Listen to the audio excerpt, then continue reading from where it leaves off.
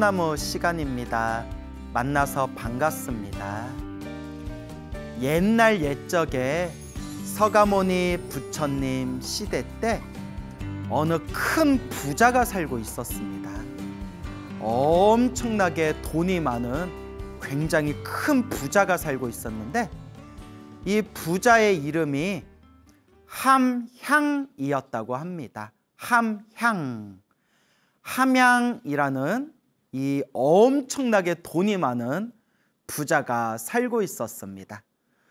근데 이 돈이 많은 부자는 전생에 복을 많이 지어서 이번 생에 부자로도 태어나 풍요롭고 풍족하게 살아갔겠지만 또 전생에 지혜를 많이 닦았나 봅니다.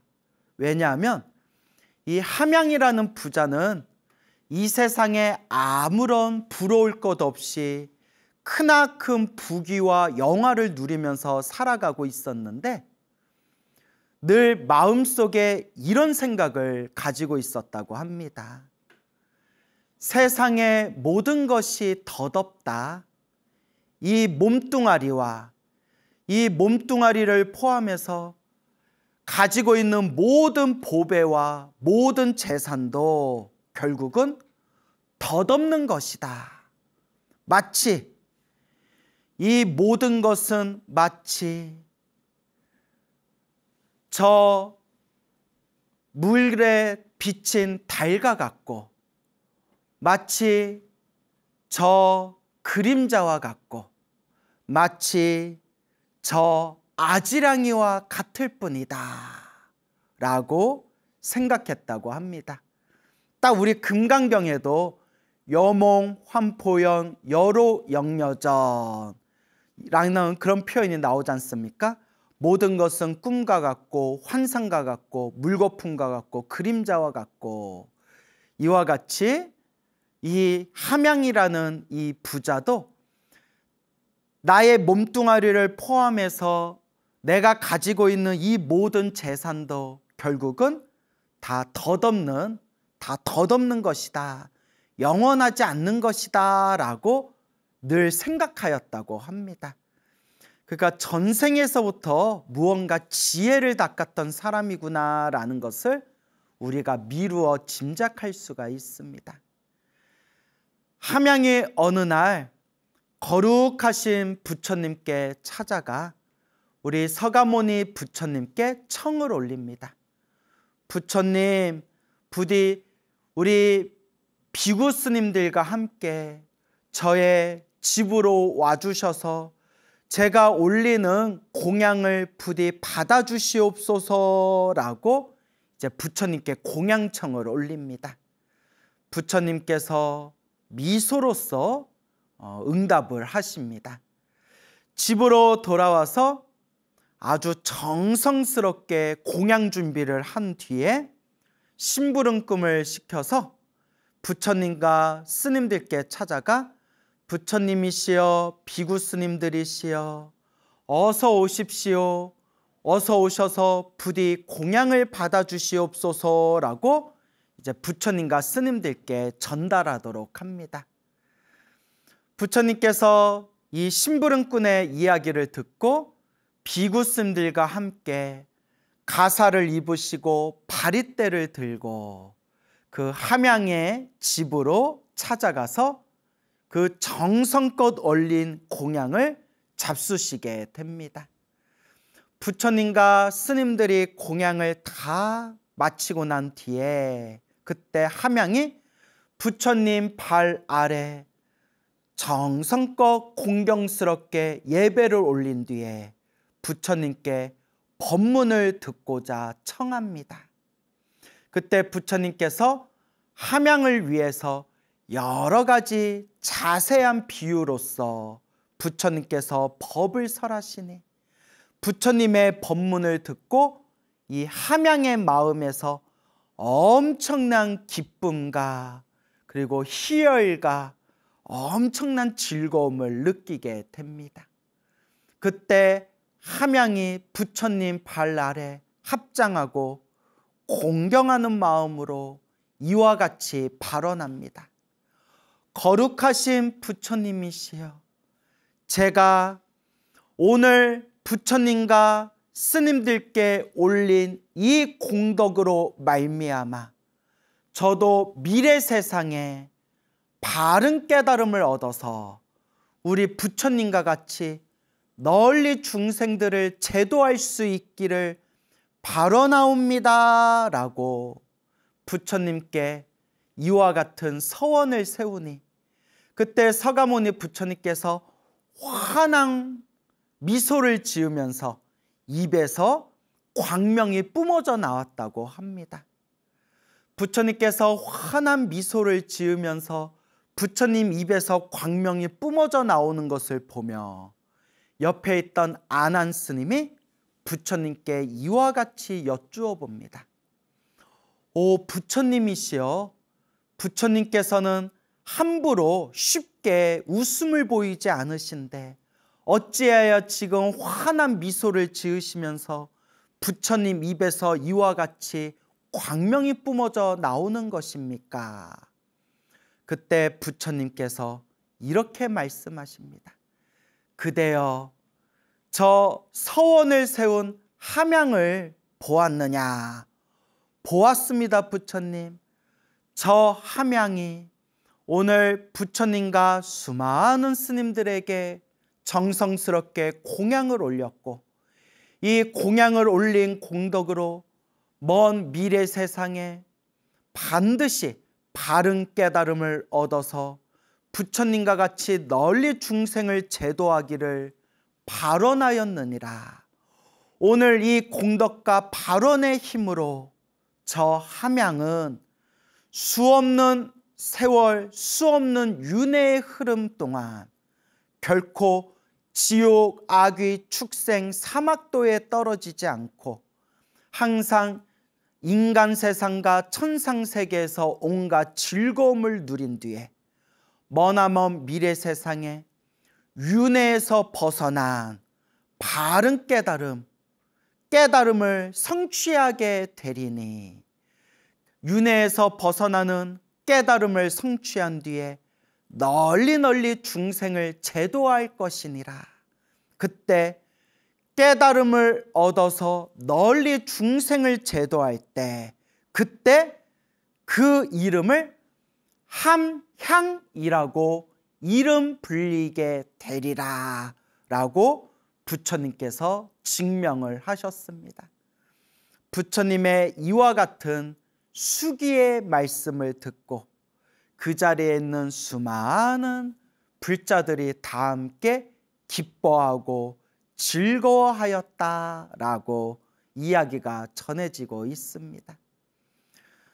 우리 중생이 성불하는 데 있어서 우리 중생이 불도를, 부처님의 깨달음을 완성하는 데 있어서 6가지 공덕의 길이 있으니 그 6가지 공덕의 길을 육바라밀이라고 부릅니다.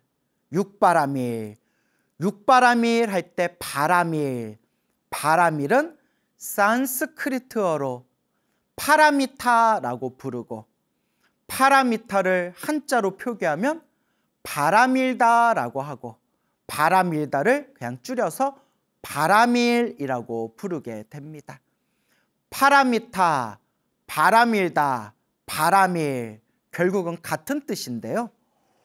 완성하다, 도달하다, 도착하다 등등의 뜻이 있습니다. 그래서 육바라밀 하면 6가지를 완성하다. 그 6가지가 바로 보시, 지계, 인욕, 정진, 선정, 반야지혜가 되겠습니다. 그래서 이 육바라밀의 첫 번째가 바로 보시바라밀입니다. 보시라는 것은 나누다, 베풀다, 공양 올리다 등등의 여러 뜻을 담고 있습니다. 한마디로 함께 나누고 함께 베푸는 것, 내가 가지고 있는 것을 나누어 주고 베풀어 주는 것이 바로 보시가 되겠습니다. 육바라밀의 첫 번째가 바로 보시가 되는 겁니다. 그래서 우리 불자들이 위로는 거룩한 불보살님들에게 정성스러운 마음으로 공양을 올리고, 또한 아래로는 힘들고 괴롭고 어려운 사람들에게 함께 나누어 주는 것, 이 모든 것이 다 보시바람일에 들어가는 거고, 이것이 바로 깨달음을 얻을 수 있는 가장 바탕이 되는, 가장 기본이 되는 첫 번째 길, 그것이 바로 보시, 나누고 베푸는 보시바람일, 보시가 되는 겁니다. 그래서 우리 불자 여러분들께서도 행복해지고 싶다면 복을 많이 지어야 되고, 복 짓는 첫걸음이 보시, 나누고 베푸는 것이다 라는 것을 명심하시기 바랍니다. 그래서 형편껏, 내가 가지고 있는 것에서 형편껏 조금씩이라도 인색하고 내 것만 집착하는 마음을 잠시 내려놓고, 그냥 무리하지 말고 형편껏 조금씩만이라도 내 주변을 위해서 나누고 베푸는 그런 공덕의 길을 걸어야 된다라는 것을 우리 불자 여러분들이 꼭 명심하시기 바랍니다. 서가모니 부처님 당시의 일입니다. 서가모니 부처님께서 어느 날 수많은 비구스들과 함께 유행을 하면서 널리 사람들에게 이 부처님의 법을 전하고 있었습니다.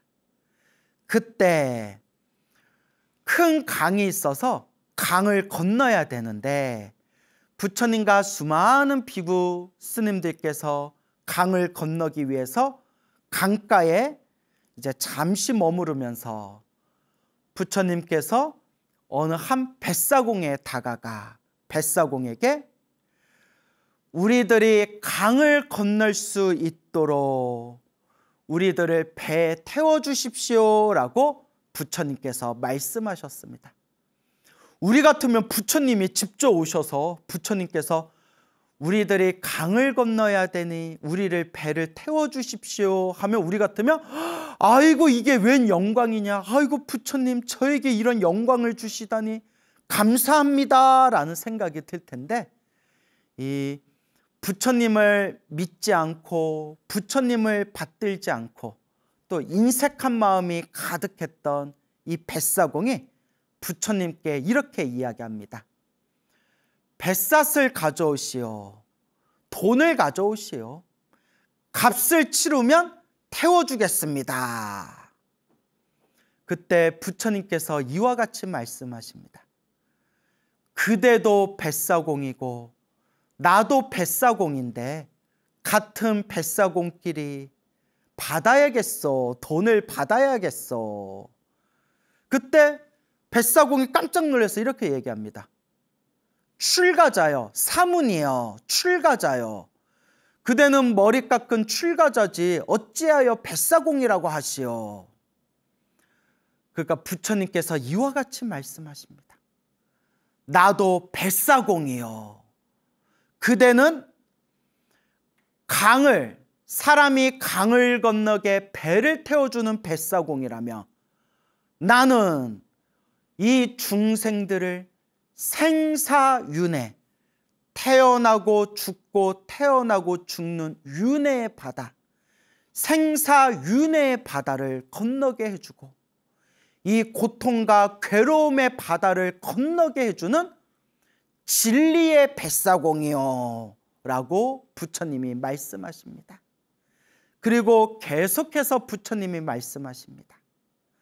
나는 수많은 중생들을 이 괴로움의 바다에서 건너게 해주었고, 수많은 사람들을 살해한 앙굴리말라 같은 그런 살인마도 깨달음을 얻어서 이 생사윤회와 이 고통의 바다를 건너게끔 해주었고, 교만심이 가득한 사람, 어리석음이 가득한 사람에 이르기까지 수많은 사람들, 또한 수많은 중생들을 이 괴로움의 바다, 생사윤회의 바다에서 건너게끔 해주었는데 나는 그 수많은 중생들을 이 고통의 바다, 생사윤회의 바다에서 모두 다 건네주어도 나는 결코 대가를 바란 적이 없었는데 그대는 이 작은 강을 하나 건너기 위해서 배를 타는데도 꼭 그 대가를 받아야 되겠어 라고 부처님이 말씀하십니다. 그런데 물론 부처님이 깊은 뜻이 있어서 하신 말씀이겠죠. 우리 부처님은 모든 걸 다 꿰뚫어 보시는 분이잖아요. 우리 부처님이 다 모든 걸 꿰뚫어 보시고 깊은 뜻이 있어서 그런 말씀을 하셨지만 또 요새 눈으로 보면 요새같이 경기가 어려울 때 뱃사공도 먹고 살아야죠. 뱃사공에 다 공짜로 다 태워주고 하면 뱃사공은 흙 파먹고 사나요? 하지만 부처님이 일부러 뱃사공에게 이렇게 우리를 공짜로 좀 건네주시오 라고 부처님이 말씀하신 것도 사실 다 깊은 뜻이 있었던 거예요. 뭐냐? 오늘 이 뱃사공들과 인연이 있음을 아시고 이 뱃사공들을 마땅히 깨달음의 길로 인도할 수 있는 인연이 지금 있음을 아시고 부처님께서 휙 하고 미끼를 던지신 거예요. 부처님은 모든 걸 다 꿰뚫어 보시거든요. 어쨌거나 부처님이 뱃사공에게 미끼를 휙 던집니다. 미끼를 던져가지고 꼭 대가를 바라고 우리를 배를 태워줘야 되겠소. 우리가 강을 건널 수 있도록 배를 태워주시오. 하지만 이 인색하기 짝이 없는 이 뱃사공은 부처님이 그렇게까지 말씀하셨는데도 고개를 돌리고 무시해버렸다고 합니다. 그때 옆에 있었던 다른 뱃사공이 부처님의 말씀을 듣고 옆에서 가만히 듣다가 자기가 감동을 받은 거예요. 자기가 감동을 받아버린 거예요. 그때 부처님께 이와 같이 얘기합니다. 이 다른 뱃사공이 출가자시여, 사문이시여, 머리 깎은 출가자시여, 제가 배를 태워드리겠습니다. 이 수많은 비구 스님들 다 제가 배로 이 강을 건네드리도록 하겠습니다. 부디 제 배를 이용하시기 바랍니다. 제가 다 건네드리겠습니다 라고 하고 이제 배를 가지고 부처님과 스님들이 계신 곳에 배를 끌고 딱 왔는데 배를 끌고 온 그 순간에 이미 수많은 비구 스님들이 신통력으로 허공을 날라 강을 건너는 분도 계셨고 어떤 분은 물 위를 둥둥 떠서 물 위를 걸어가시는 분도 있었고 어떤 분은 이미 휙 하고 날아가서 강을 건너 반대쪽에 이미 고요히 앉아 계신 분들도 있었고 이와 같이 수많은 비구 스님들이 수많은 신통의 모습을 펼치면서 이미 강을 건넜거나 강을 건너는 중이거나 강을 건너기 위해서 준비하고 있는 수많은 신통 변화의 모습을 보며 이 배를 끌고 왔던 뱃사공이 마음에서 엄청난 감동을 느끼게 됩니다. 오, 참으로 희유하다. 참으로 희유한 일이다. 내 살아생전 이런 모습은 한 번도 본 적도 없고 들어본 적도 없다. 그 자리에서 부처님과 그 수많은 신통 변화를 펼치는 비구 스님들 앞에 합장 공경 예배를 올리면서 마음으로 크게 찬탄하며 마음으로 크게 기뻐했다고 합니다. 그때 부처님께서 그 감동 속에 공경 예배를 올리는 그 뱃사공을 향해서 부처님께서 자상하게 법문을 설하시니 그 뱃사공이 그 자리에서 마음을 확 깨쳐 수다원이라는 깨달음을 얻게 됩니다. 수다원, 모든 번뇌망상이 사라지고 생사윤회에서 벗어난 거룩한 깨달음을 아라한이라고 부릅니다. 아라한과 아라한. 그러니까 아라한이 되는데 이제 4단계가 있습니다. 첫 번째가 수다원, 두 번째가 사다함, 세 번째가 아나함, 바로 네 번째가 마지막 아라한이 되겠습니다. 이때 이 뱃사공이 부처님의 그 법문을 짧은 순간, 부처님의 법문을 듣는 그 순간, 그 짧은 순간에 마음을 확 깨쳐서 첫 번째 깨달음, 첫 번째 성자의 깨달음, 수다원가를 얻게 됩니다. 이와 같이 거룩한 모습을 지켜보게 된 그 인색하고 욕심 많았던 뱃사공이 마음에서 엄청난 후회의 마음과 부끄러움의 마음이 이제 쏟아지기 시작합니다. 아, 저 위대하신 분들을, 저 거룩한 분들을 내가 몰라보고 배를 태워달라고 했는데 내가 아주 냉혹하게, 냉정하게, 인색한 마음으로 내가 거절을 해버렸구나. 내가 참 어리석었구나. 내가 참 어리석었구나 라고 스스로 반성을 하게 됩니다. 엄청난 후회감을 느낀 이 인색한 뱃사공이 다시 발길을 돌려서 부처님 발 아래 공손하게 정중하게 예배를 올린 뒤에 이 뱃사공이 부처님께 청을 올립니다. 거룩하신 성자시여, 제가 마음의 눈이 멀어서 위대하신 분들을 제가 알아보지 못했습니다. 제가 너무나 후회되고 너무나 부끄럽습니다. 저의 참회를 받아주시옵소서. 제가 저의 잘못을 뉘우치는 마음으로 제가 집으로 모셔서 공양을 올리고자 하니 부디 거절하지 마시고 제가 올리는 공양을 받아주시옵소서라고 아주 정성스러운 마음으로 부처님께 공양청을 올리게 됩니다. 이런 걸 보면 아, 역시 중생을 제도하려면 신통력이 있어야 되나? 라는 생각이 들어요. 그 인색하고 그 욕심 많았던 뱃사공이 배를 태워달라는 부처님의 부탁을 냉정하게 거절해 놓고 그러다가 다른 뱃사공 앞에서 수많은 비구스님들이 온갖 신통의 모습을 펼치는 모습을 보고 나서 그때서야 아이고 내가 큰 실수를 했구나. 저런 분들을 내가 알아보지 못하고 내가 큰 실수를 했구나. 그때서야 정신을 차리게 된 걸 보면 아, 역시 이 말 안 듣고 고집세고 이 중생들을 제도하려면 결국 이 특별한 능력, 초능력이 있어야 되는 건가, 신통력이 있어야 되는 건가 라는 생각이 들 때도 있습니다만은, 하지만 부처님 계율의 가르침에 의하면 부처님께서 절대 신통으로서 중생을 제도해서는 안 된다. 오직 중생들을 제도하기 위해서는 법, 진리, 법으로서 중생을 제도해야 된다. 신통으로서 중생을 제도하는 것을 기준으로 삼아서는 안 된다.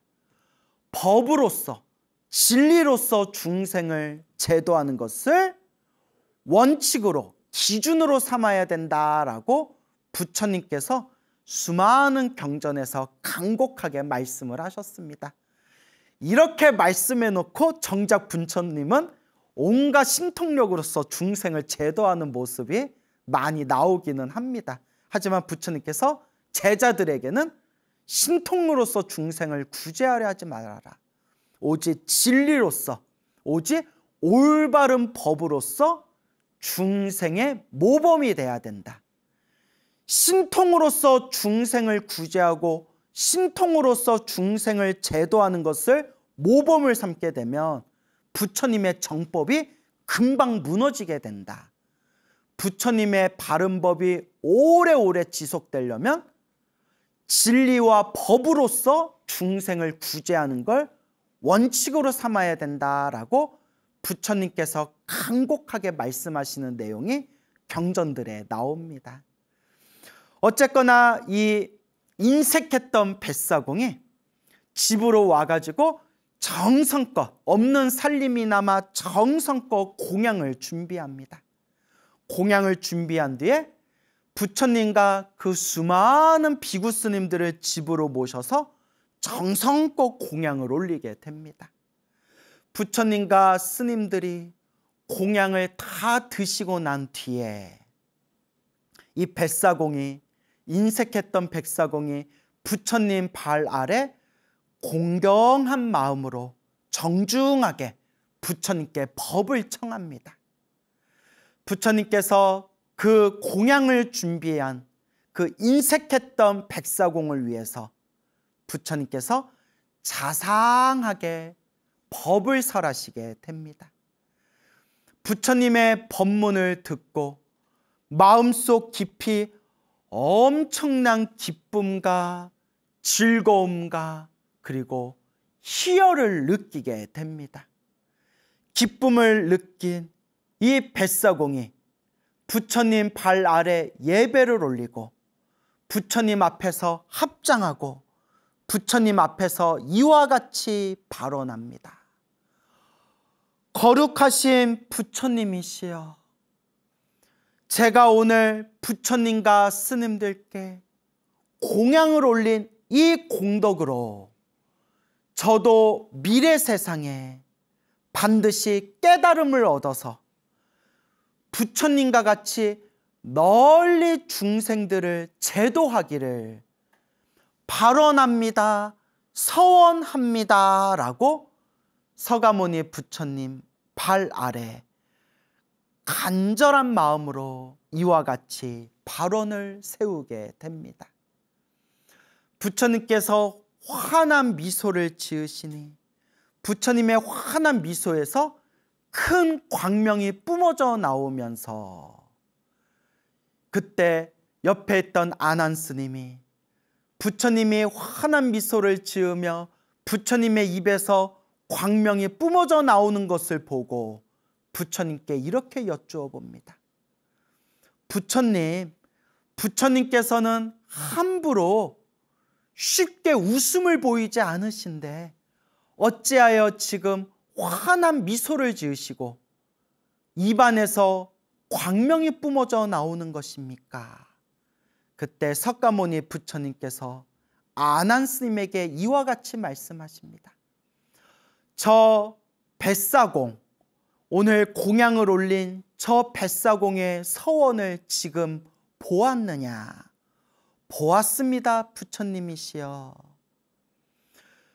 저 뱃사공이 오늘 저와 같이 거룩한 서원을 세운 저 공덕으로 머나먼 미래 세상, 태어나고 죽고 태어나고 죽는 저 미래 세상 동안에 결코 지옥, 악귀, 축생, 사막도에 떨어지지 아니할 것이고 항상 인간 생상과 하늘 세상에 태어나서 온갖 기쁨과 즐거움을 누리게 되며 머나먼 미래 세상에는 결국 윤회에서 벗어난 바른 깨달음을 얻어 널리 중생을 제도하게 될 것이다.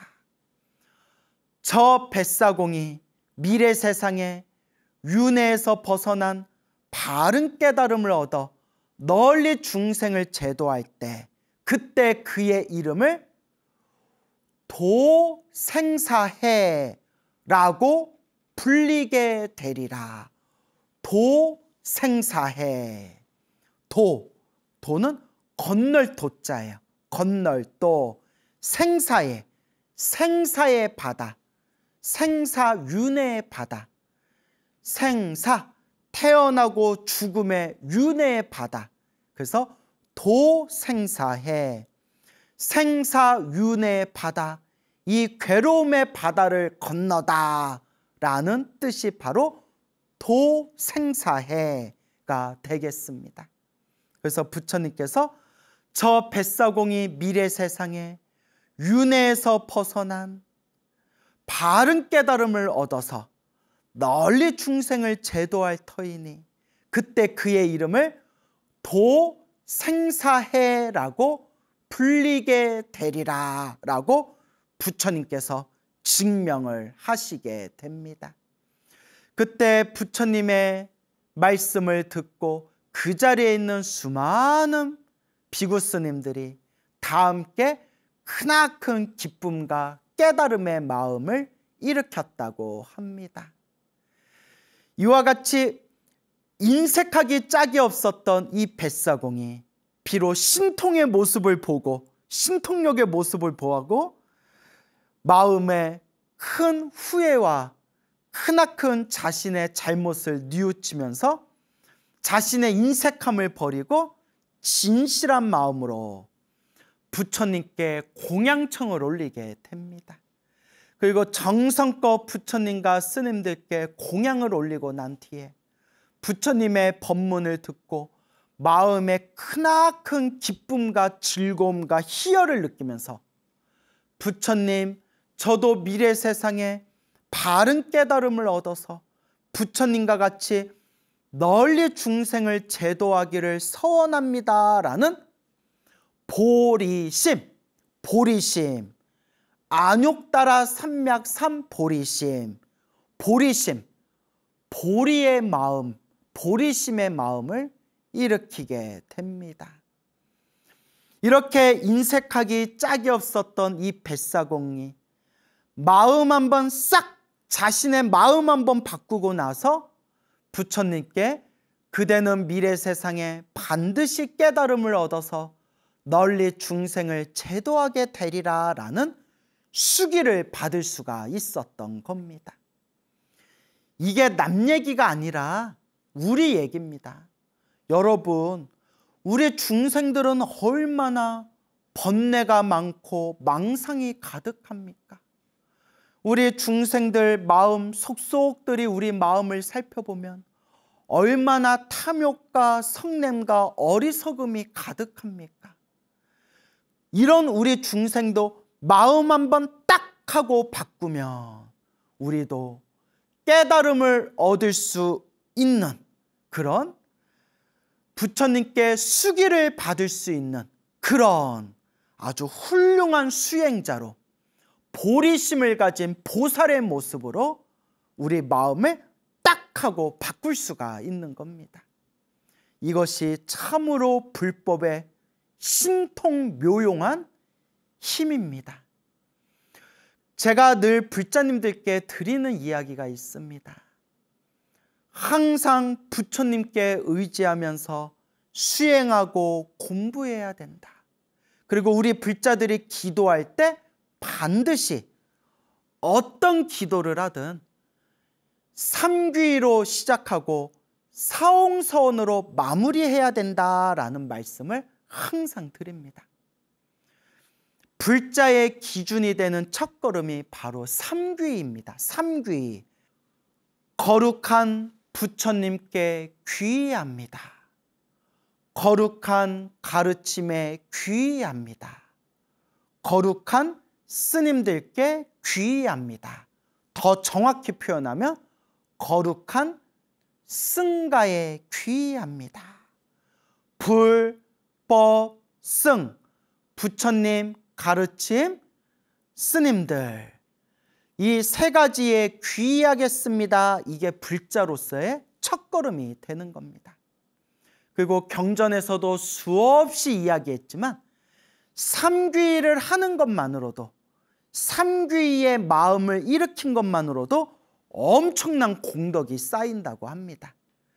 그래서 우리가 부처님 도량에 들어가 법당에서 부처님을 향하여 절 3번을 올릴 때, 삼배를 하는 절 3번을 올릴 때 그것이 바로 불법성 삼보에 귀의합니다 라는 삼귀를 뜻하는 바로 표현이기도 합니다. 그리고 우리 불자들은 항상 보리심을 가져야 됩니다.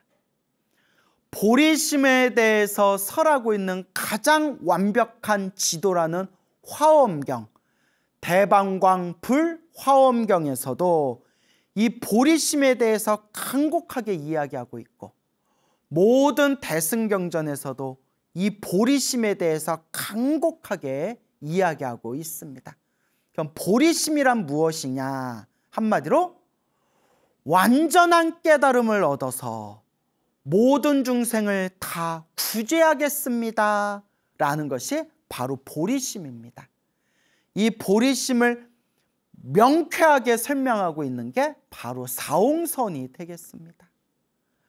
중생을 다 건지오리다. 번뇌를 다 끊으오리다. 법문을 다 배우오리다.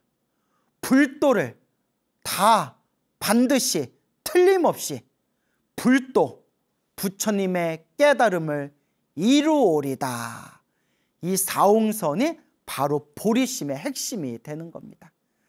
그래서 똑같이 기도를 해도 보리심을 일으킨 기도와 보리심을 일으키지 않은 기도가 하늘과 땅만큼 차이가 난다고 합니다. 보리심을 일으킨 기도가 황금덩어리라면 아무리 열심히 기도를 해도 보리심을 일으키지 않으면 진흙덩어리에 불과하다라는 그런 법문의 말씀이 있습니다. 그래서 부처님의 대승경전에서도 하염없이 말만 좀 다르게 하고 표현만 좀 다르게 할 뿐이지 이 보리심의 중요성에 대해서 끊임없이 보리심의 중요성에 대해서 이야기하고 있는 것입니다. 그래서 여러분들이 어떤 기도를 하든 마지막 기도 마무리를 할 때 사홍서원, 중생을 건지겠습니다. 번뇌를 끊겠습니다. 법문을 배우겠습니다. 불도를 이루겠습니다.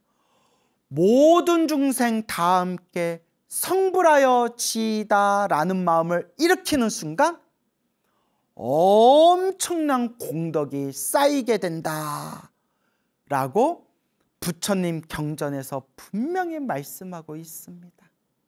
그래서 여러분, 기도를 시작할 때는 삼귀로 시작하고 어떤 기도를 하든 기도의 마지막 마무리는 사홍서원으로 마무리하는 습관을 꼭 들이시기 바랍니다. 하고 안 하고가 하늘과 땅만큼 차이가 난다고 했습니다.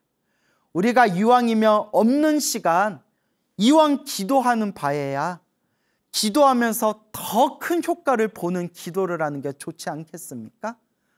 어떤 기도를 하든 마지막에는 반드시 마음을 집중해서 정성스러운 마음으로 사홍서원, 보리심으로 기도의 마무리를 하시기 바랍니다. 오늘 이야기의 주인공이었던 함양이라는 큰 부자도, 또 오늘 이야기의 주인공이었던 이 인색했던 뱃사공도 부처님과 스님들께 정성스러운 마음으로 공양을 올리고 자신이 지은 그 공덕의 힘으로써 반드시 깨달음을 얻고 모든 중생을 널리 제도하기를 발언하였습니다. 우리도 항상 복을 짓고 항상 선업을 짓고 이 보리심의 마음으로 널리 부처님의 가르침을 세상에 널리 전하면서 부처님의 은혜를 갚는 진정한 불제자가 될 수 있도록 노력하고 노력해야 할 것입니다. 여러분,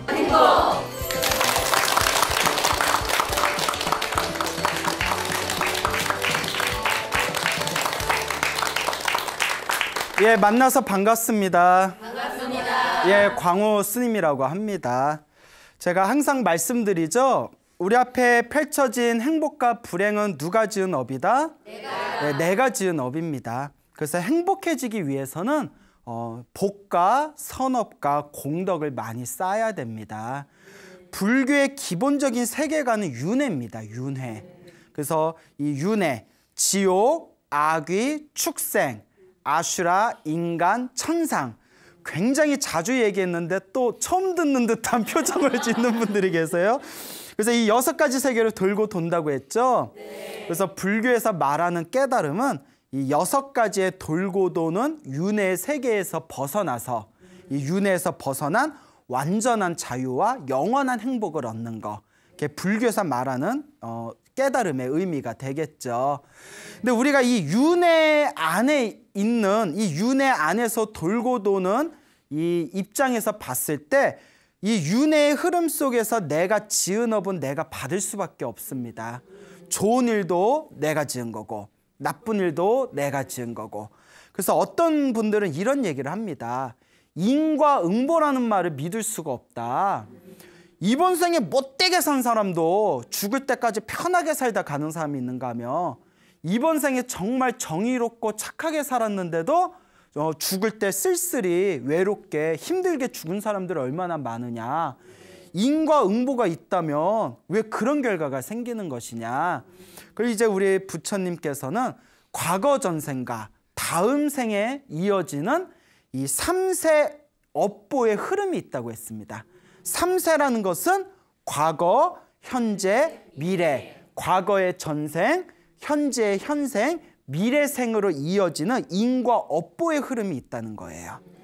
그러니까 이번 생에 못된 짓을 했는데도 잘 먹고 잘 사는 사람들은 그만큼 전생에 지어놓은 복이 있어서 그런 거예요. 근데 이번 생에 다 까먹었으니까 다음 생에는 어떻게 되겠어요? 괴롭고 힘들게 살아가겠죠. 이번 생에 착하게 살았는데도 힘들고 괴롭게 살아가신 분들은 전생에 지어놓은 빚이 많아서 그래요. 그러니까 이번 생에 다 갚았거나 이번 생에 잘 풀어낸 사람들은 다음 생에 어떻게 될까요? 자기가 이번 생에 착하게 살았던 공덕을 다음 생에라도 받게 되는 거죠. 근데 여기에 문제가 뭐냐면 우리가 전생을 몰라요. 다음 생 알아요? 몰라요? 몰라요. 전생도 모르고 다음 생도 모르니까. 그러니까 어떤 분이 이런 얘기해요. 아니 막말로 내가 전생에 뭐 했는지도 모르는데 이번 생에 내가 왜 이런 일을 당해야 되냐고. 아니 막말로 내가 다음 생에 뭐가 될지 모르는데 이번 생에 뭘 잘 닦아봤자 뭐하냐고. 이런 극도의 어리석은 생각을 일으키는 분들이 있어요. 잘 보세요. 여러분들이 술에 취해가지고 술에 완전히 취해서 정신을 잃을 정도로 술에 취했어요. 흔히 우리가 필름이 끊겼다고 표현하고요. 그리고 또 전문 용어로 꽐라됐다 하죠. 꽐라됐다. 꽐라 막 이렇게 꽐라됐다 그러잖아요. 술을 너무 많이 마셔서 이제 꽐라가 됐는데 술에 취한 상태에서 사람을 쳤어요. 사람을 폭행을 했어요. 그리고 경찰서에 잡혔는데 술에서 깼어요. 술에서 깼는데 자기가 기억이 안 나는 거예요. 그때 이 폭행을 한 술 취했던 사람이 내가 술 취했을 때 내가 모르고 한 짓인데 내가 왜 벌을 받아야 되냐 하면 그 말이 맞아요? 틀려요? 틀리죠. 내가 기억 못한다고 해서 내가 지은 내 폭행죄가 사라지는 건 아니잖아요.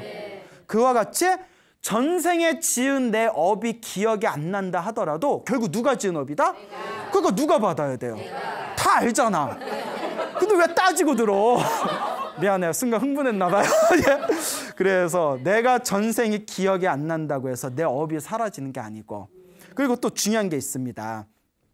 내가 다음 생에 뭐가 될지 모르지만 내가 지은 업은 반드시 누가 받는다? 내가 받으니까 이번 생에 잘 닦아놔야 다음 생에 다시 태어날 때 더 좋은 몸으로 더 좋은 환경에 태어날 수 있다는 거죠. 이번 생에 닦아놓은 거 하나도 없으면서 다음 생에 이상한 몸 받아버리고 이상한 데 태어나서 왜 내가 이런 괴로움을 당해야 돼? 아이고 내가 전생에 무슨 업을 졌길래 아이고 내 팔자야 이래봤자 누가 들어줄 사람이 있다 없다? 없다. 철저히 내가 지은 업은 내가 받는 겁니다. 그리고 전생이라는 게 분명히 있는 게 수행 열심히 하고 기도 열심히 하면 자기가 보여요. 실제로 우리 스님들이나 주변의 불자님들 중에 명상 수행을 열심히 했거나 기도 수행을 열심히 해서 자기 전생을 보신 분들이 덜어 있습니다. 옛날엔 더 많았대요. 근데 현대인이 될수록 기도나 명상을 열심히 해도 전생을 보는 사람들이 줄어든 게 물질 문명에 그만큼 마음이 탁해져서 그렇대요. 옛날 사람들 좀 마음이 순수했잖아요. 그러니까 기도를 좀 열심히 하면 자기 전생도 보고 이런 분들이 많았는데 현대에 들어올수록 명상을 하거나 기도를 하다 보면 아 요새 현대인들은 마음이 굉장히 옛날보다 탁해졌구나라는 걸 느낄 수가 있습니다. 그러니까 여러분들도 전생이 궁금하세요? 기도를 열심히 해보세요. 그러면 전생에 보일란가 말란가 모르겠다만은 뭐 여하튼 하여튼 기도를 열심히 하거나 명상 수행을 열심히 해서 전생을 보신 분들이 있습니다. 자, 그리고 저랑 굉장히 친하게 지내시는 스님이 있는데 이 스님은 저처럼 농담도 잘 안 해요. 저는 막 농담도 잘하고 막 우스갯소리도 잘하니까 제가 뭘 진지하게 얘기해도 사람들이 진짜? 이렇게 약간 의심을 하거든요. 이게 농담 좋아하는 사람들의 어떤 단점이에요. 그런데 그 스님은 정말 뭐 타고난 선비 같은 분이라서 농담도 잘 안 하고 말도 묵직하시고 오직 수행만 하시는 아주 젊은 스님인데 제가 참 좋아하는 스님이에요. 지금도 선원에서 열심히 공부하고 있는데 그분이 21일 동안 기도를 했어요. 21일 동안 기도를 하면서 놀라지 마세요. 타고나기가 그 옛날 이렇게 사극에 보면 약간 그 머슴 같은 스타일 있잖아요. 등치 이렇게 작고 통뼈에다 등치 있고 뭐 마님 뭐 약간 이런 스타일 있잖아요. 그런데 힘이 좋아서 그렇고 막 믿음이 있으니까 20일 동안 잠을 안 자고 연불을 한 적이 있었대요. 21일 동안. 체력도 좋아요. 나는 한 뭐 3일만 잠 안 자도 막 헬렐레 그러는데 21일 동안 잠을 안 자고 기도를 하다가 여기 눈썹 사이 미간 있잖아요. 눈썹 사이 미간에 빛이 번쩍이면서 여기 뭐가 펑 하고 터지면서 21일 동안 잠을 안 자고 기도했대. 자기 전생이 싹 보이더래요. 그 스님이 저한테 직접 해준 얘기예요. 예. 근데 제가 분명 말했어요. 농담도 잘 안 하는 스님이고 말도 아주 묵직하고 언행에 일치가 되는 스님이에요. 그러니까 제가 광우 스님이 눈이 번쩍해가지고 전생을 봤다며 사람들이 믿어야 돼 말아야 돼. 제 앞에서 이랬죠. 다 보이거든요. 그 스님 말은 정말 믿을 만해요. 그래서 그 스님 이야기를 듣고 같이 차 마시면서 그 얘기를 다 들으면서 저도 엄청나게 감동을 받은 적이 있었습니다. 그러니까 자기가 수행해보면 알아요. 왜 직접 수행도 안 해봤으면서 전생이 있니 없니, 윤회가 있니 없니, 인과 업보가 있니 없니 왜 의심을 하시냐는 거예요. 불교는 실천의 종교예요. 체험의 종교입니다. 경험의 종교예요. 불교는 믿음의 종교가 아니에요.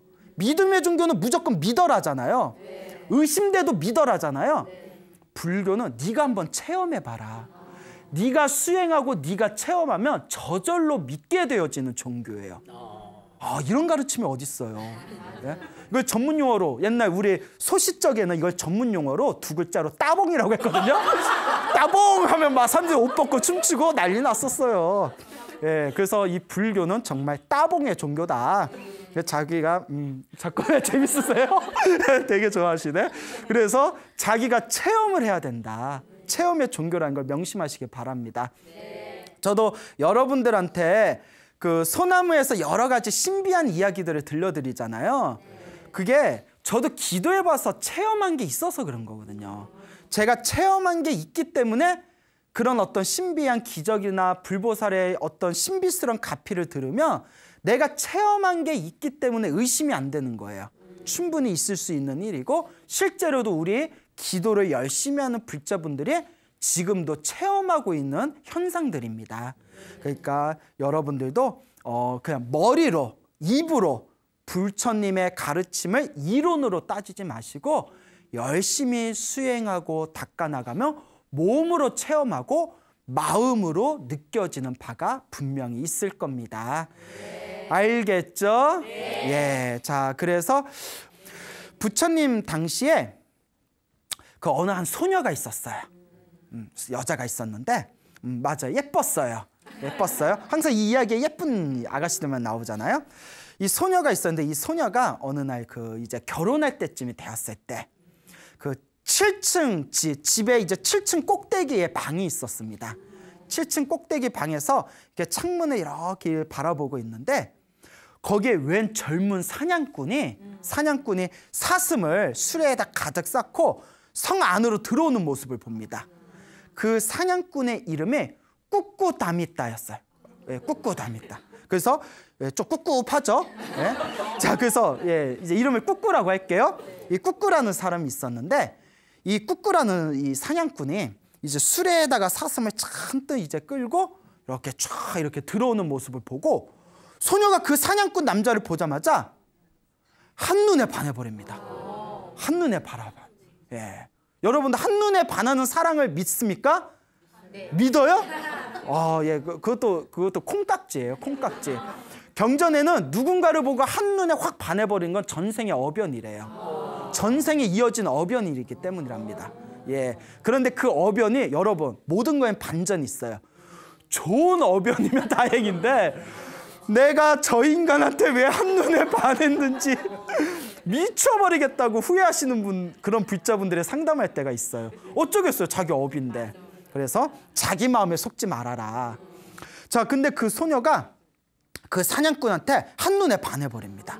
한눈에 딱 반해버리는데 자기 이제 한여를 시켜요. 한여를 이제 불러가지고 너 저 젊은 사냥꾼한테 가가지고 언제 성 밖에 언제 나가는지 한번 알아봐라. 이렇게 이제 지시를 내리죠. 그래서 한여가 자기 이제 주임 이제 그 딸의 이야기를 듣고 그 사냥꾼한테 싹 가서 그 언제 집으로 언제 돌아갑니까 하니까 뭐 오늘 이거 사냥한 거 다 팔고 하룻밤 지냈다가 내일 아침에나 성 밖에 나갈 생각입니다. 이렇게 답변을 해요. 그래서 한여가 와서 이제 그 아가씨한테 얘기를 합니다. 아가씨, 제가 물어봤더니 하룻밤 자고 나서 내일 아침에 나간답니다. 그래? 알겠다 해놓고 한여를 보낸 뒤에 짐을 싸요. 짐을 싸요. 예. 그러니까 어떻게 했죠? 무대책이죠. 짐을 싼 뒤에 그 다음날 아침 몰래 집 밖을 나옵니다. 그래서 성 밖에 가만히 이제 성 밖에 있는 문에 가만히 서 있다가 사냥꾼이 지나가기만을 기다려요. 가만히 이렇게 기다렸다가 사냥꾼이 이렇게 성 밖으로 나가는 걸 보고 뒤에서 쫄래쫄래 따라갑니다. 한눈에 보고 반해서 미쳤어. 이거 미친 거야. 이거 아무리 책에 나오지만 이거 좀 제정신이 아니죠. 그 남자가 어떤 남자인 줄 알고. 그러니까 따라가요. 근데 우리 이야기니까 너무 감정이입하지 맙시다. 따라가니까 사냥꾼이 흑기독게 쳐다보는 거예요. 왜 자꾸 따라와요? 이랬더니 사냥꾼이 그러니까 요 아가씨가 착각하지 마요. 뭐 이러면서 착각하지 마세요. 나 갈 길 있어서 가는 거니까 그냥 가던 길 가세요. 그 남자가 또 이렇게 사냥꾼이 가는데 뒤에서 자꾸 따라오는 거예요. 그거 쳐다보면서 왜 자꾸 따라와요? 아니라니까요. 그거 또 자꾸 가는 거예요. 이제 한참 가다가 드디어 아가씨가 뒤에서 딱 말을 건넵니다. 행운이 넝쿨째 굴러 들어왔으니 내쫓지 마시고 어서 붙드십시오. 이러는 거예요. 야, 작업 거는 거야. 작업 멘트죠. 내가 행운이 넝쿨째 들어왔으니까 어서 잡아라. 그 이제 남자가 그 말뜻을 알고 그러면 내 옆에 앉으세요. 수레 옆에 앉으세요. 뭐 또 옆에 앉으세요 해가지고 이제 옆에 탁 앉아서 이제 사냥꾼의 집으로 갑니다. 아가씨 그 여자네 집은 난리가 난 거죠. 아침에 갑자기 딸이 사라져서 아무리 백방으로 찾아도 찾을 수가 없었대요. 그래서 결국 딸이 죽었구나 생각을 했답니다. 근데 이 이야기가 보면서도 저도 좀 찝찝한 게 부모는 뭔 죄야? 그렇잖아요. 부모는 뭔 죄야? 어쨌거나 이제 그 남자를 사냥꾼에 따라서 거기서 이제 살림을 차립니다. 살림을 차려서 이제 애를 낳는데 아들만 7명을 낳았대요. 아들만 왜 이렇게 좋아요? 사냥꾼이라서 힘이 좋아. 예? 사냥꾼에서 힘이 좋아. 예? 그래서 이제 7명이나 낳았대요. 7명. 그래서 럭키 세븐 막 이러잖아요. 7명의 이제 아들을 낳아가지고 되게 좋아하셔. 예? 그래서 이제 아들이 다 커서 또 며느리 7명을 받아들였답니다. 그러니까 몇 명이 같이 사는 거예요? 예, 그렇죠. 예. 왜 아빠 엄마는 빼? 예? 그래서 이제 사냥꾼, 그 다음에 이제 그 아가씨였던 아내, 7명의 아들, 7명의 며느리하고 이렇게 이제 대가족이 살게 되었는데 이제 거기는 이제 사냥꾼을 어부로 삼는 거죠. 그렇게 이제 긴 시간이 지난 뒤에 부처님께서 어느 날 숲속에서 깊은 명상에 들어가십니다. 그 아침에 탁 이렇게 눈을 뜨시면서 오늘 부처님과 인연 있는 사람이 누가 있을까? 부처님과 인연이 있어서 오늘 깨달음을 얻을 만한 중생이 누가 있을 것인가 하고 천안통의 눈으로 중생들을 살펴봤답니다. 그때 그 사냥꾼의 집안이 딱 부처님의 천안통에 딱 걸리게 된 거예요. 오늘 저 사냥꾼의 집안의 사람들이 부처님의 가르침을 만날 수 있는 그 깨달음을 얻을 수 있는 인연이 있구나. 오늘 마땅히 저 사람들을 제도해야 되겠다. 부처님이 딱 천안통으로 꿰뚫어 보신 뒤에 부처님께서 딱 그 이제 숲을 걸어가지고 그 사냥꾼이 있는 집에 있는 곳으로 이제 들어서게 됩니다. 이렇게 사냥꾼이 있는 집 근처에 가만히 가봤더니 주변에 사냥꾼이니까 짐승들을 잡기 위해서 여기저기 그물이 쳐져 있는 거예요. 근데 그날따라 그물에 짐승들이 하나도 안 걸렸대요. 그래서 부처님이 그 그물들을 바라보면서 일부러 그물이 있는 자리에다 부처님이 발자국을 남기면서 길을 걸으셔서 일부러 발자국을 남기고 저쪽 끝에 있는 나무에서 편안히 이렇게 앉으셨대요. 그래서 이제 아침이 이제 지나고 이제 낮이 될 무렵에 이 사냥꾼이 이제 그물에 밤 동안에 그물에 짐승들이 걸렸나 싶어서 숲에 들어가서 그물을 살펴봤는데 짐승이 그날따라 하나도 안 걸려 있는 거예요. 아니, 어떻게 오늘따라 짐승이 안 걸리지 하고 가만히 봤더니 그물 옆에 발자국들이 있는 거예요. 사람 발자국에. 누가 내 짐승들을 다 낚아채거나 풀어줬구나. 내가 가만두지 않으리라 하고 이렇게 발자국을 찾아갔더니 나무 밑에서 부처님이 이렇게 깊은 명상에 들어가 있는 모습을 봅니다. 그때 이 사냥꾼이 저 사람이 내 사냥꾼을 다 낚아챘구나. 저놈이 원흉이구나 하면서 화가 갑자기 솟구치면서 부처님을 죽이려고 화를 쏘려고 합니다. 그래서 화살을 빼가지고 화살을 당겨서 부처님한테 화살을 쏘려는 순간에 부처님이 이제 그걸 다 꿰뚫어 보시잖아요. 그때 부처님의 신통력을 발휘해서 그 사냥꾼이 활을 들고 있는 상태에서 몸을 마비시켜 버립니다. 몸을 마비시켜 버려요. 그 사냥꾼이 쏘지도 못하고 활을 내려놓지도 못하고 몸을 덜덜덜 떨면서 마비되니까 자, 입에서 막 침이 질질 흘러나오면서 몸이 막 찢기는 고통을 막 느끼더래요. 그 뭐 어쩔 줄 모르고 있을 때 그때 이제 점심때가 됐는데 그물을 살펴보러 간 남편이 안 오는 거예요. 그러니까 이제 그 아내가 아들 7명한테 얘들아 아버지가 오지 않으니까 아버지 좀 찾아봐라 이렇게 얘기를 했대요.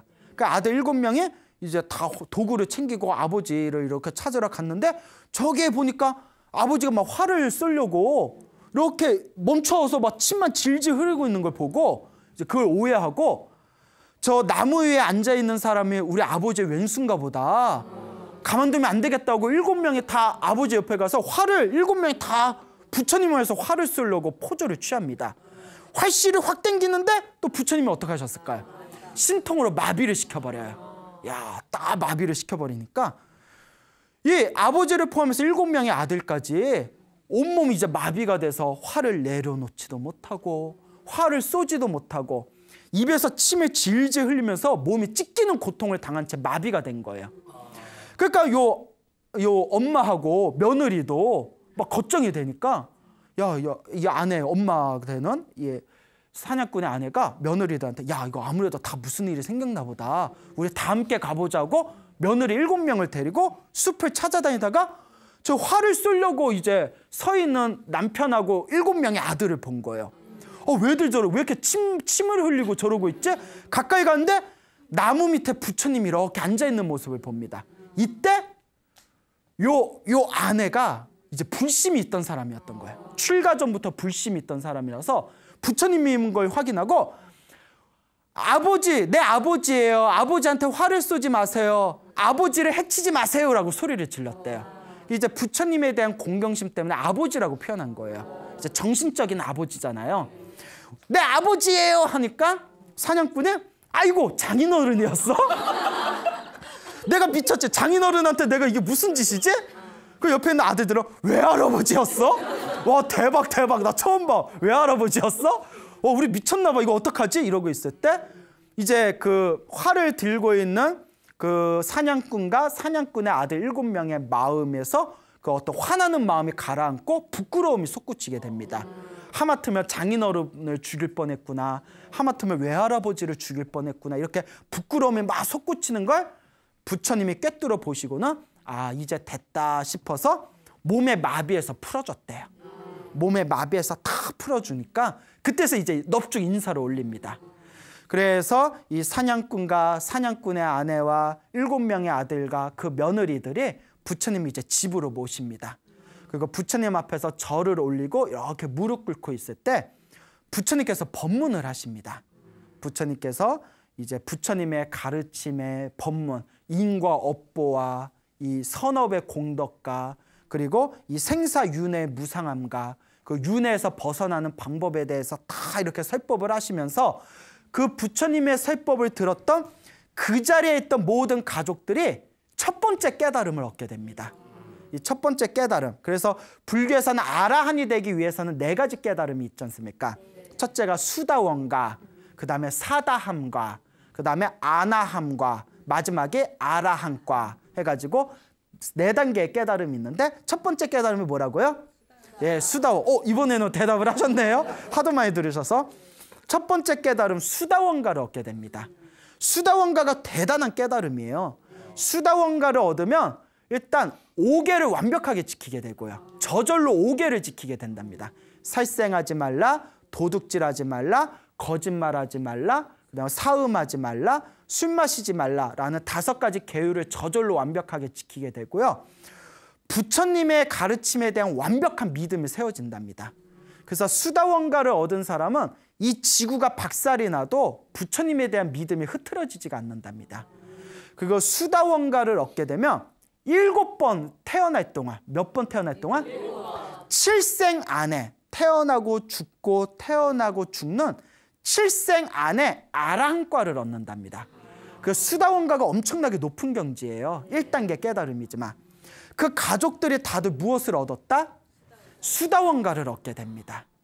그래서 이제 수다원가를 얻게 되고 부처님께서 이제 절로 돌아오십니다.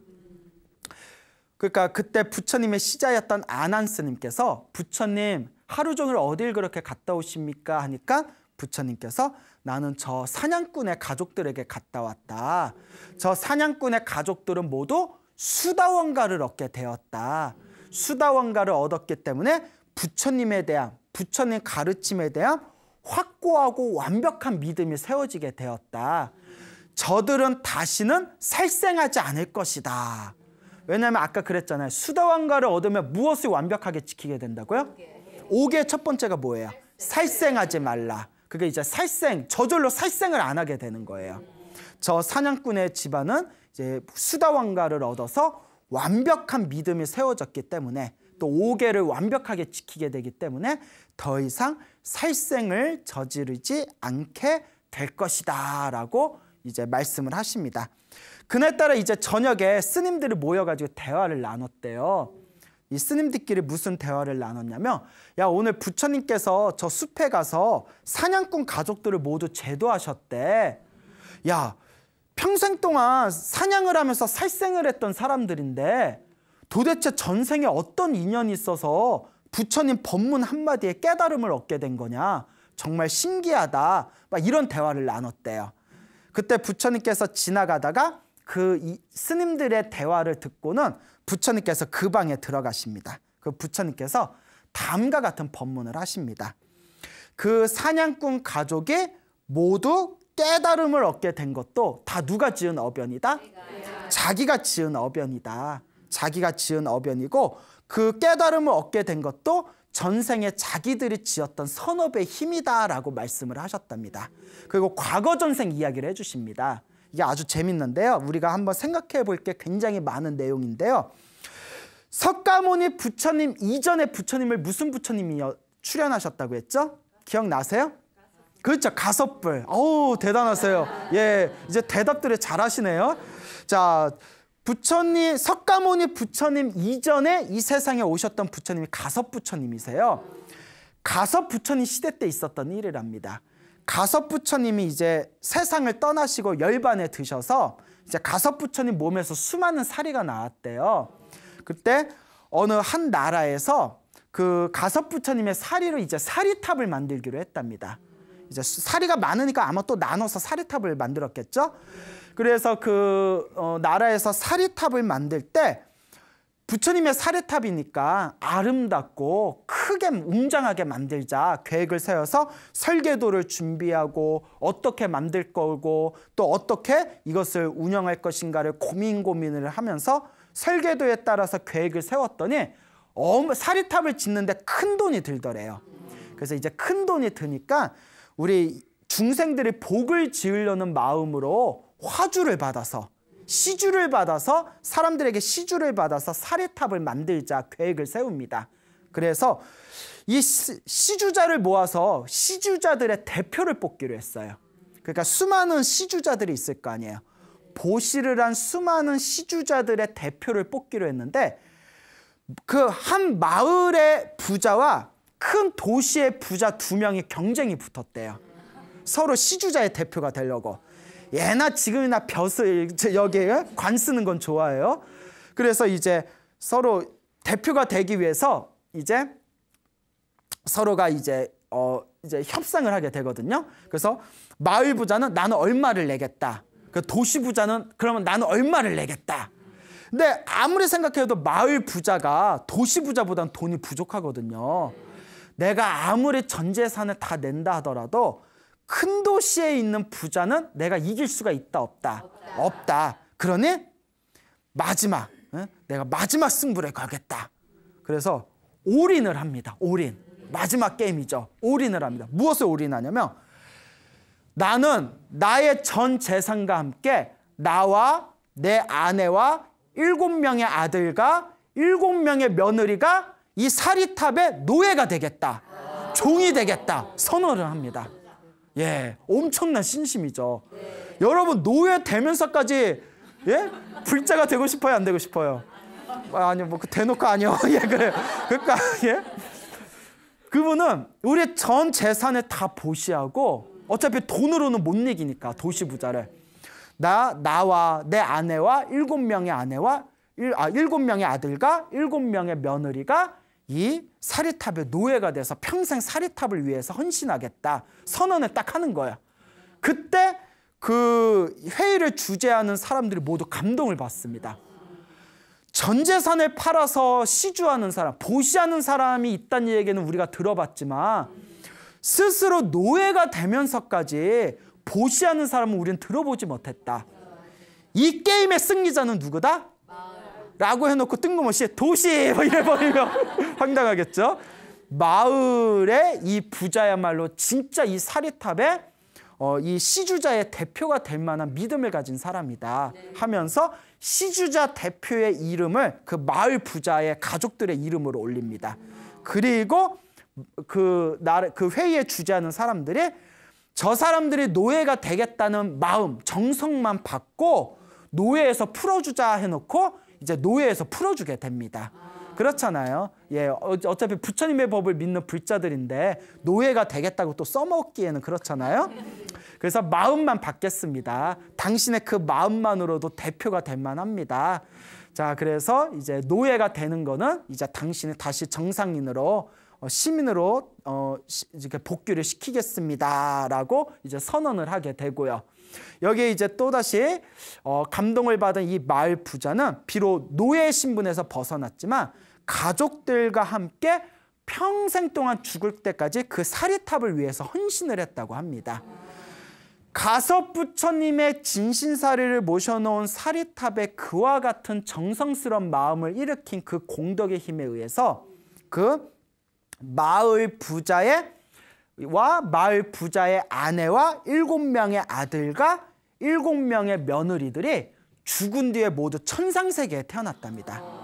하늘세계에 태어나서 무량한 그런 어떤 쾌락과 행복을 누린 뒤에 석가모니 부처님이 세상에 출현하신 시대에 다시 인간 세상에 태어났다는 거예요.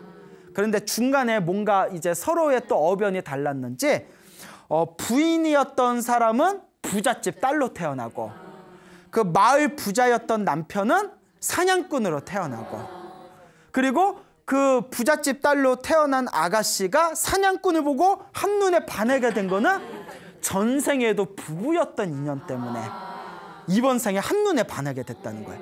한눈에 보고 반했던 것은 전생에 그렇게 또 금실이 좋았나 봐요. 그 7명의 아들도 이번 생에 7명의 또 아들로 태어나게 되고, 그 7명의 며느리도 다른 집안의 각기 인간 세상에 태어났다가 서로 만났다는 거예요. 그러니까 끼리끼리 전생의 업보대로 만나는 거예요. 이 어변대로 만나는 겁니다. 이렇게 부처님의 인과 어변의 가르침을 이렇게 곰보아 보면 세상에 허투루 흘러가는 인연이 하나도 없어요. 좋은 인연은 좋은 인연대로 아름답고 나쁜 인연은 나쁜 인연대로 내가 또 풀어야 할 숙제고 나에게 주어진 모든 어변이 허투루 흘러가는 게 없구나. 그러니까 여러분, 나에게 닥친 나쁜 인연도 피하려 해서는 안 돼요. 피할 수가 없어요. 내가 풀어야 할 숙제이기 때문에. 좋은 인연은 좋은 인연대로 포용할 줄 알아야 되고 나쁜 인연은 나쁜 인연대로 또 포용할 줄 알아야 되고, 이게 바로 불교에서 말하는 어변의 이치입니다. 그래서 이번 생에 부부와 다시 7명의 아들과 며느리로 만난 이 대가족들은 과거 전생에 가섭 부처님의 사리탑에 헌신한 강력한 공덕의 힘에 의해서 석가모니 부처님의 법문 한마디에 그 자리에서 깨달음을 얻을 수 있었던 것이다 라는 법문을 제자들에게 설하십니다. 이 이야기를 통해서 와, 세상에 이 모든 내 앞에 펼쳐진 이 모든 흐름이라는 것이 다 내가 지은 어변의 흐름이구나. 우리가 다시 한번 되새겨 봐야 됩니다. 자, 그래서 내가 지은 이 어변이라는 것, 내가 지은 이 업의 씨앗이라는 것은 결코 허투루 지나가지 않는다라는 걸 계속 반복해서 여러분들에게 말씀을 드렸고요. 자그마한 복, 자그마한 선업, 자그마한 공덕, 자그마한 인연조차도 부처님은 절대 그걸 소홀히 하지 말라고 하셨습니다. 우리가 사실 금방 말한 사리탑의 공덕의 이야기는 우리가 실천하기 힘들잖아요. 전 재산을 다 파는 것도 모자라서 스스로 노예까지 돼야 되잖아요. 여러분, 그럴 수 있어요, 없어요? 예, 그래, 딱 봐도 안 될 것 같아요. 예, 안 될 것 같아. 근데 저 같아도 좀 어려울 것 같아요. 예? 저 같아도 스님이지만 내가 노예가 돼서 내가 노예가 되면서까지 사리탑을 내가 이렇게 모시겠다. 그런 거는 정말 마음 내기가 힘들지 않습니까? 자, 근데 이렇게 힘들고 어렵게 마음을 내야만 공덕이 있는 게 아니다. 부처님의 가르침이 너무 좋은 게 가성비가 뛰어나요. 뭐가 뛰어나다? 가성비가 뛰어납니다. 뭐 1+1 들어보셨죠? 이거 1+1 수준이 아니에요.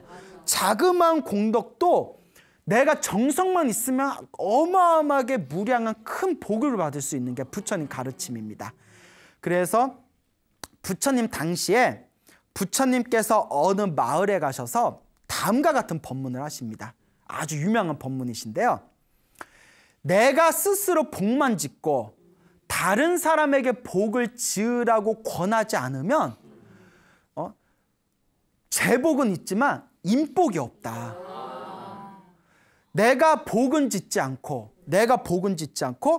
다른 사람에게 복 지으라고 권하기만 하면, 그러니까 나는 짓는 것도 없이 야, 복 좀 줘 권하기만 하면 인복은 있지만 재복은 없다.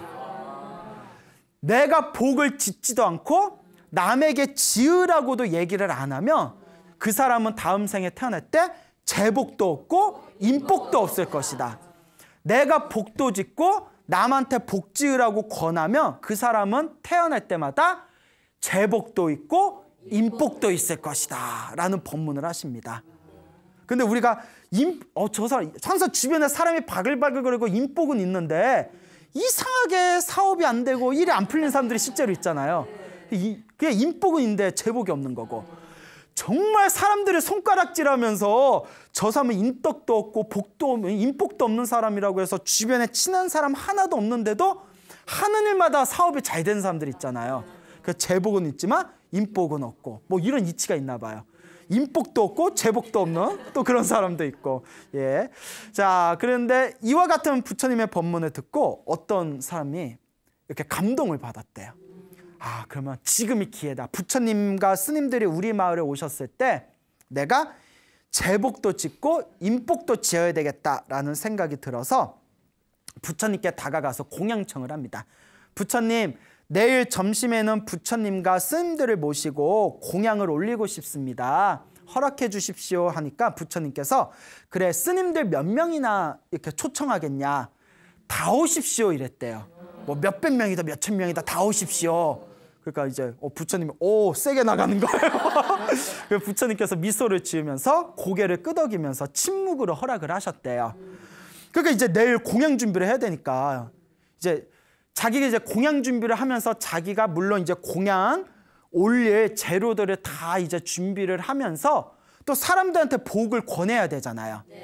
그래서 큰 항아리를 몇 개를 준비해가지고 마을 곳곳을 돌면서 사람들한테 내일 부처님과 수많은 스님들이 공양을 오실 겁니다. 그러니까 공양을 올릴 수 있게 재료를 보시하십시오.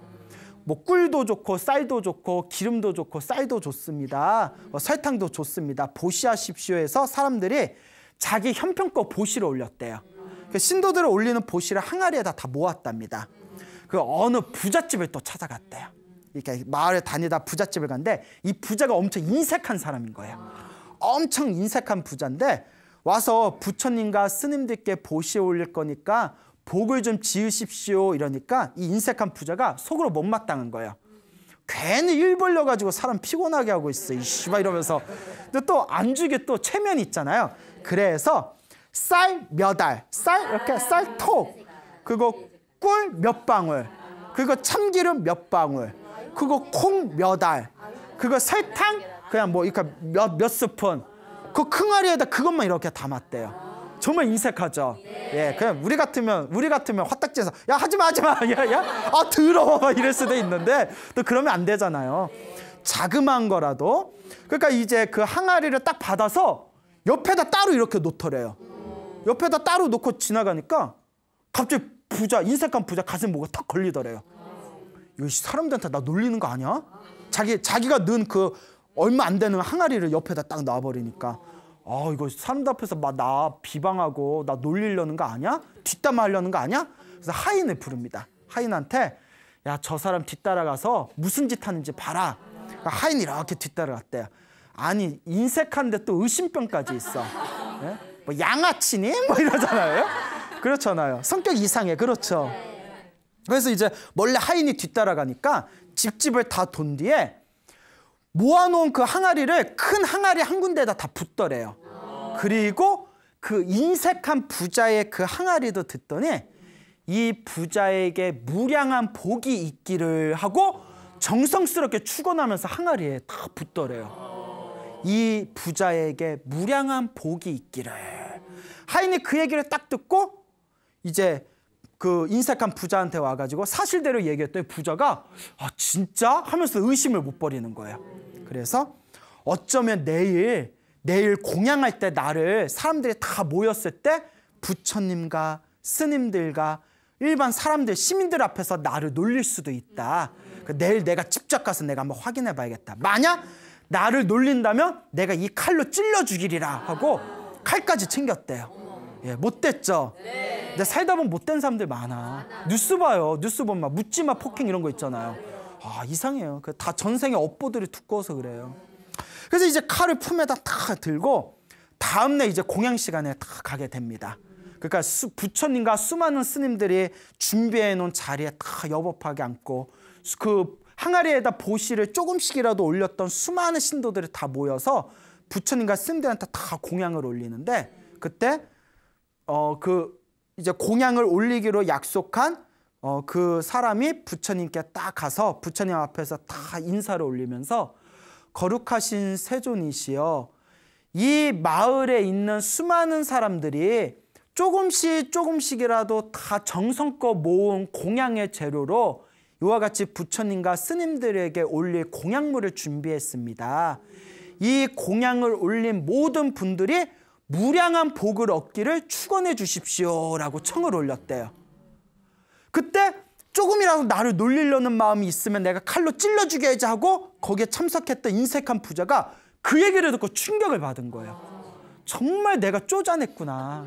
정말 내가 속이 좁았구나. 그래서 뱅댕이 소갈딱지 이러잖아요. 뱅댕이 소갈딱지. 아, 정말 나는 정말 부끄럽고 정말 나는 수치심도 없이 다른 사람을 의심하던 사람이었구나 하고는 가슴이 확 복받쳐가지고 그 자리에 가운데 딱 올라가서 그 인색한 부자가 공양을 받으려고 돌아다녔던 그 사람에게 무릎을 꿇고 사죄를 합니다. 눈물을 펑펑 쏟으면서. 그 뜬금없잖아요. 공양 올리는데 막 울고 있으면. 근데 이게 행사할 때 이거 민폐예요. 예? 그렇잖아요. 행사 치르는데 와서 막 울고 있으면 이거 민폐예요, 민폐. 이걸 두 글자로 우리가 전문 용어로 진상이라고 하죠. 진상. 예? 부처님 공양 올리는데 올라와서 막 울고 있으면 어떡해. 사람들이 막 웅성웅성 거리는 거예요. 그래가지고 웅성웅성 거려서 이제 왜 그러십니까? 왜 그러십니까? 했더니 이제 이 사람이 솔직하게 자기가 자기의 이야기를 했답니다. 내가 이런 일이 있어서 칼을 품고 왔습니다. 너무나 제가 부끄러워서 눈물을 흘리는 겁니다. 했더니 부처님께서 옆에서 그 이야기를 다 듣고 얼마나 아름다워요. 진상이지만 아름답잖아요. 예? 너무나 그 아름다운 모습에 일단 행사는 훈훈하게 끝내야 될 거 아니에요. 부처님께서 환한 미소를 지으면서 참으로 착하도다. 참으로 착하도다. 사소한 선업이라고 하더라도 절대 소홀하게 생각하지 말아라. 부처님과 스님들께 공양을 올리는 것은 아무리 사소한 선행이라고 하더라도 결코 작은 일이 아니다 하면서 유명한 말씀을 남깁니다. 자그마한 선업이라도 꾸준히 짓는다면 마치 뚜껑을 덮지 않은 항아리에 빗물이 차서 언젠가는 흘러넘치는 것과 같다. 그와 같이 현명한 사람은 자그마한 공덕이라도 꾸준히 짓는다면 크나큰 복덕을 쌓게 될 것이다. 사소한 선업이라도 소홀히 하지 말아라 라고 말씀을 하셨습니다. 자, 우리 불자들이 가끔 살아가다 보면 복을 많이 지으십시오 라는 이야기를 듣다 보면 쓰는 제가 가진 게 없어서 나중에 잘 되면 복 짓겠습니다. 나중에 잘 되면 복 짓겠습니다 하는 분들이 있어요. 예, 그건 옳은 마음이 아니에요. 1,000원이라도 100원이라도 부끄러워하지 마시고 지금 형편껏 하시면 돼요. 콩 하나라도 쌀 한 톨이라도 형편껏 하시면 돼요. 그렇다고 이 말 듣고 집에서 콩 하나 이렇게 들고 와서 대웅자에다 콩 하나 이렇게 올려놓고 또 그러면 조금 거시기 하죠. 그런데 형편껏 하시면 돼요. 100원짜리 동전 하나도 부처님은 작다고 얘기하지 않습니다. 부처님은 신도들의 진실한 마음에 담긴 공양을 적대 작다고 얘기하지 않습니다. 오로지 그 전성을 볼 뿐입니다. 그러니까 복을 짓는 불자분들은 자그마한 거라도 절대 소홀히 하지 마시고 꾸준히 한결같이 복을 짓는 마음을 일으키시기 바랍니다. 그 복도 결국은 누가 받는다? 자기가 받게 되고 그 지어놓은 자그마한 복의 씨앗이 인연이 돼서 언젠가는 그 자그마한 복덕으로 어마어마하게 위대한 깨달음까지 얻을 수가 있게 된다라는 부처님의 가르침을 결코 잊지 마시길 바랍니다. 네. 알겠죠? 네. 여러분, 행복해지고 싶습니까? 네. 행복한 삶을 창조하고 싶습니까? 네. 복을 지으십시오. 선업을 지으십시오. 공덕을 쌓으십시오.